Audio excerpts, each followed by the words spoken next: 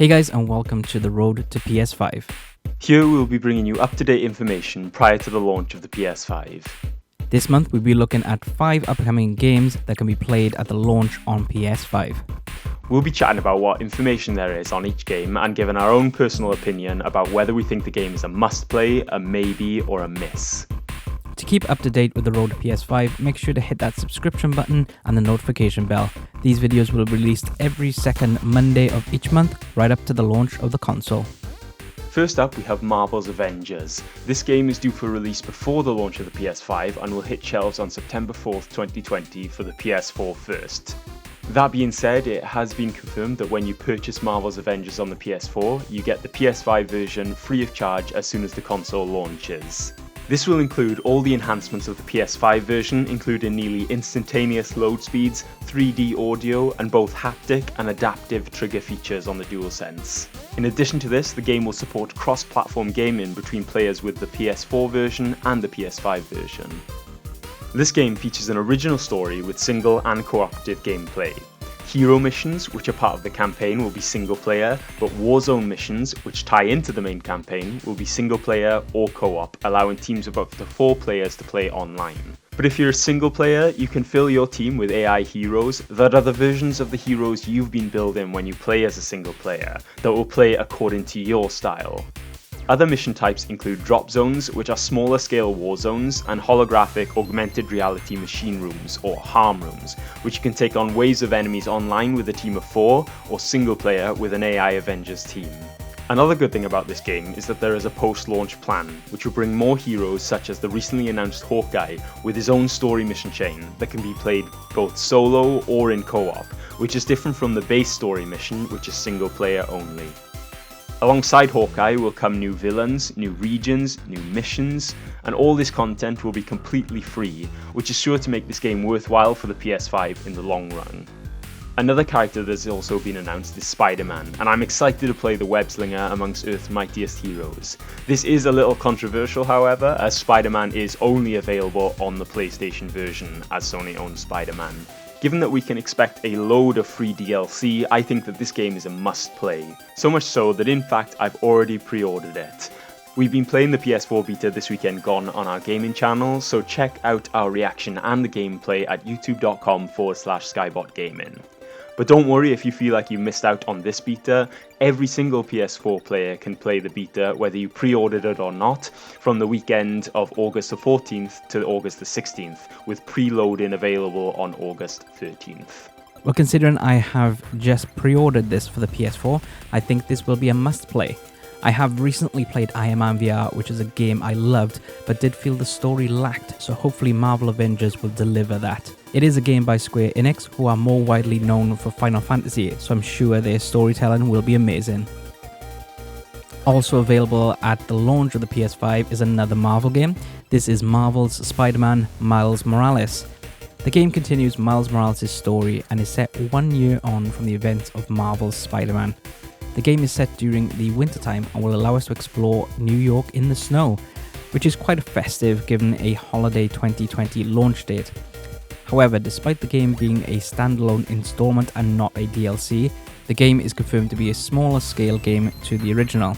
Brian Horton, the creative director of the game, compared it to what Uncharted The Lost Legacy was for Uncharted 4. So maybe a smaller sized game but can be reflected in a smaller sized price. And given that it is confirmed on the PS5 launch title, it is possible that it will be available with the console itself in a bundle, but we will have to wait and see.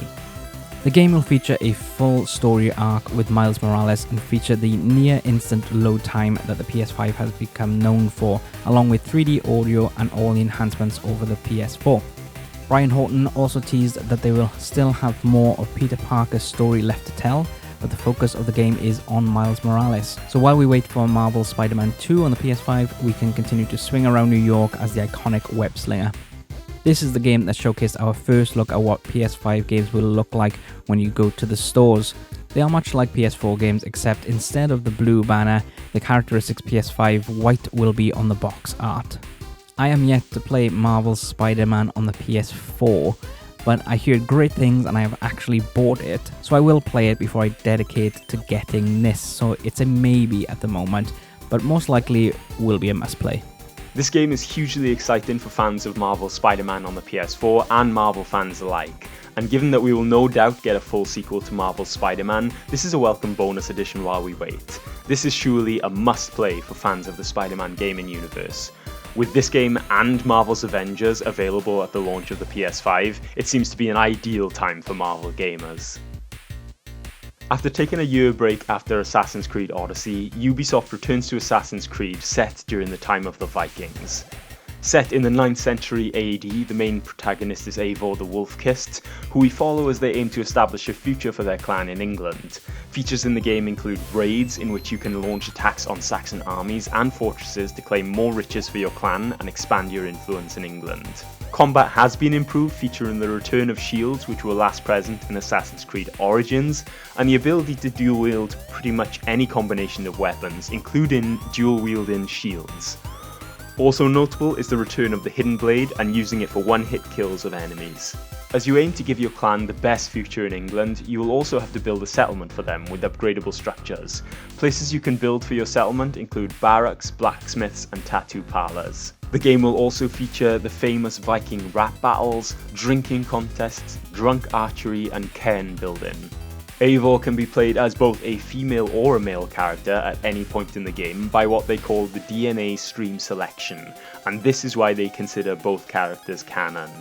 With the release of November 17th for current gen, you can pick it up if you want to play it on launch, and you will get a free PS5 version as well. However, November 17th seems quite close to when we might expect the launch of the PS5, so it may be that that date is flexible. They may end up having one worldwide release alongside the next-gen consoles.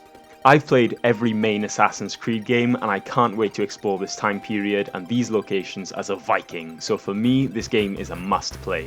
Now, I haven't played Odyssey, and for me, Origins took me a while for it to feel like an Assassin's Creed game, so will Valhalla have a same feel? Who knows? I would say this would be a maybe, but then you got Vikings in it, so just sign me up. I will be getting this, but I will not be ordering on the PS4. I will wait for the PS5 release. We learned from the June 11th PS5 reveal event that Deathloop was re-released holiday 2020 as a timed PS5 exclusive.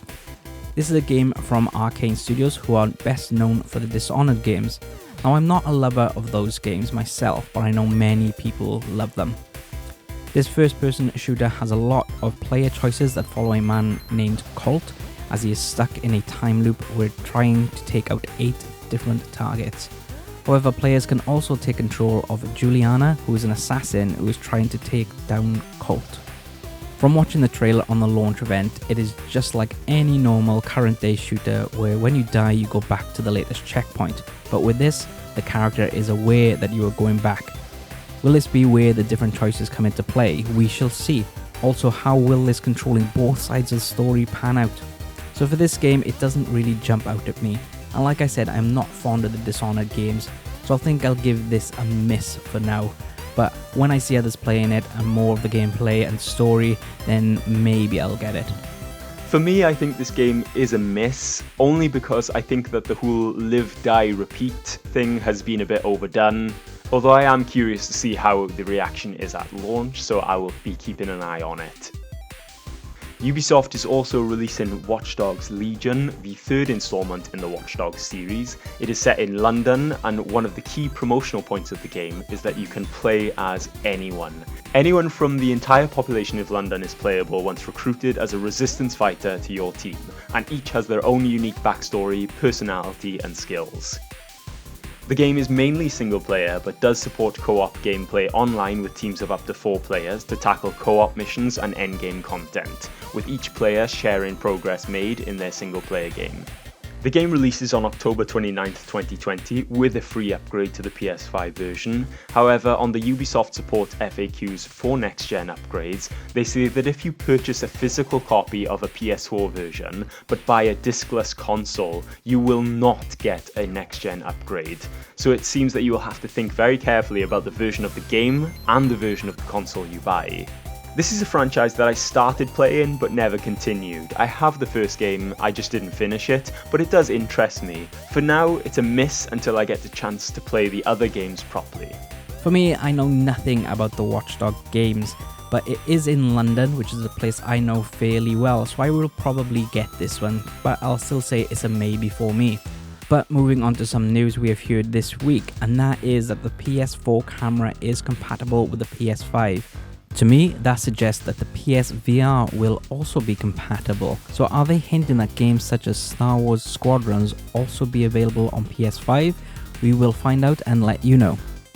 But that is all we have time for this month. Post a comment about which games you are excited to play and join us next month for more information on the PS5 as we continue the road to PS5 together. Don't forget to click that subscribe button and the notification bell to keep up to date with our videos. We have Disney Plus updates every Wednesday as well as geeky videos every Monday. We also give you Doctor Who information as well as reviews, reactions and cosplay videos. If you want to support our channel further, on the screen now is a link and is also in the description where you can send us a tip at the low price of a coffee. Also head over to our gaming channel on YouTube, which is Skybot Gaming, for some Let's Plays and loads of PlayStation content. Thank you very much for watching. We cannot wait for the PS5 as well as I'm sure you can't. But until next time.